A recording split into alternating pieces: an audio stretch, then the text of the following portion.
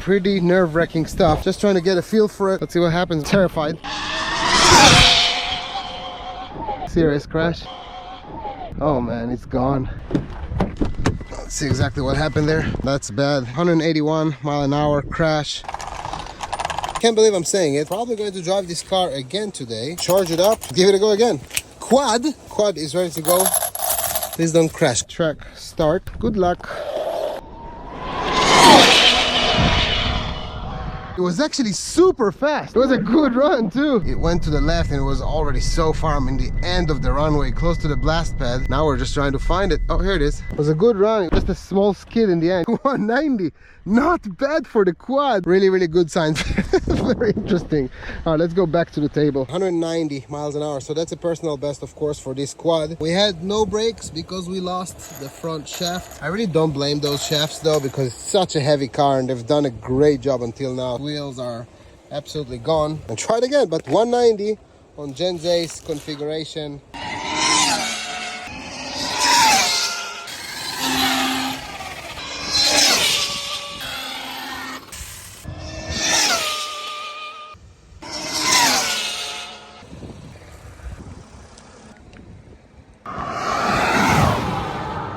I just want to see if the weight distribution is correct. I suspect that the rear is just too heavy and I think I didn't balance the car properly. 4 8,000s versus the 465, so a little bit of a different behavior. Come on, car.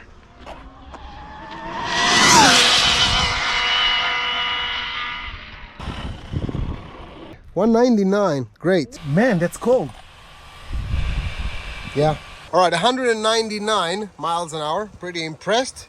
The amperage is even more impressive, so that's a really good sign. I wonder why this is so thick. We hit them up a little bit and charged them to full. This might be the main event.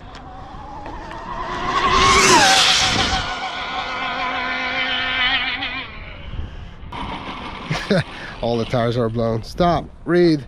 No! 201 tires, man. Wow. Sucks. I thought that might be it. Let's see the shape of the car. Look at those wheels. Those wheels, man, as soon as they blow, it's done. It's game over. 201 miles an hour. It actually looked faster and I thought it's going to be faster, but obviously what hold us back is the wheels. Obviously BSR purples, since I'm out of my gum bananas. If those were to hold just a little bit more, I think she easily got 210. 4 brand new wheels. Obviously GPS is registering. Track start. God knows what's going to happen. But we're gonna give it our best. It's already too hot, so I'm not expecting anything too crazy, but we're already here.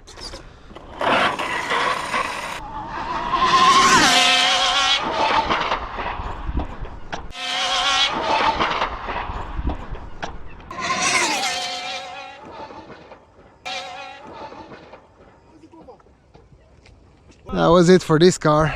Damn. Yeah, that's a goner. Obviously lipos are gone. I'm gonna pick it up in a minute.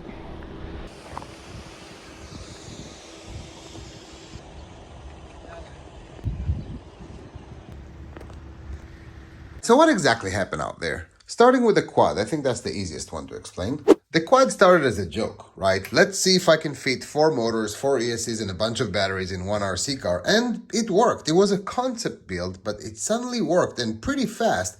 It got to be a pretty serious candidate for a world record. 190 miles an hour on Gen Z 6800, bashing lipos, right? So pretty excited about this one. I'm going to fix a couple of things here and there. Like we said, the front drive shaft failed, of course, which made the car almost impossible to stop. And you can see, obviously, based on these wheels. Now, the dual motor is something completely different. The dual motor is a love story, a personal affair, if you will.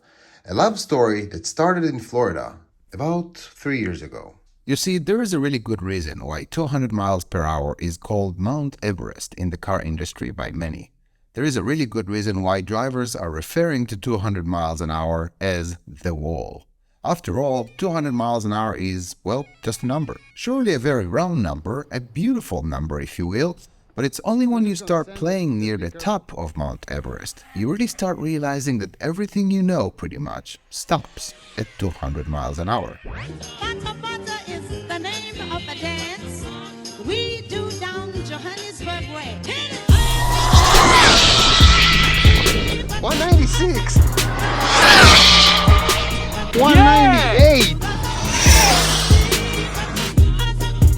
199.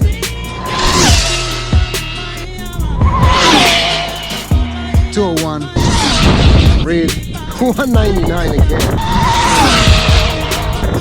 Yeah, 199 miles an hour again. Read.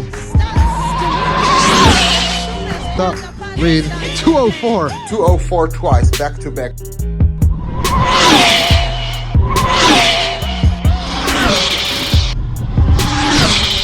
You see, above 200 miles an hour, a new set of rules are being introduced to you as a driver.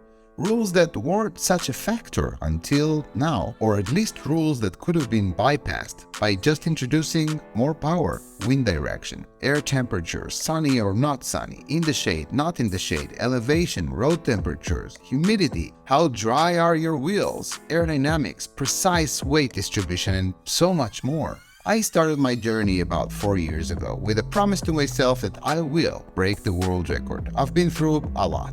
A fascinating learning curve, if you will, I became accustomed to being addicted to.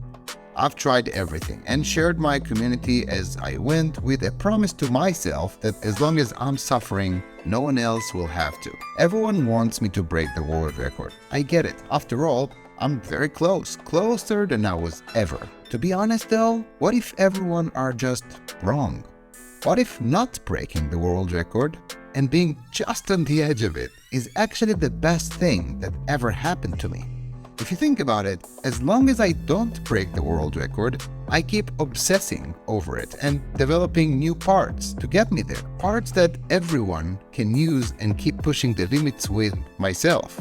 The obsession, however, is too big, and the learning curve and product developments will continue, as well as sharing it with my community. So rest assured. What is next, you ask? Well, What do you mean now what? Well, the design just didn't work. Here's the deal. I had 4 8000 batteries right straight into the back here. It was just too much weight. Even though we have the best springs in the world, it was just too much, too heavy. The car just didn't have it. 200 miles an hour, it just didn't have it. So now we build a new one, of course, like always. A brand new one. And then we take it out there and we build it and then we try it again. I had to show the head, so I had to add this section of the video. You understand? Okay, good talk.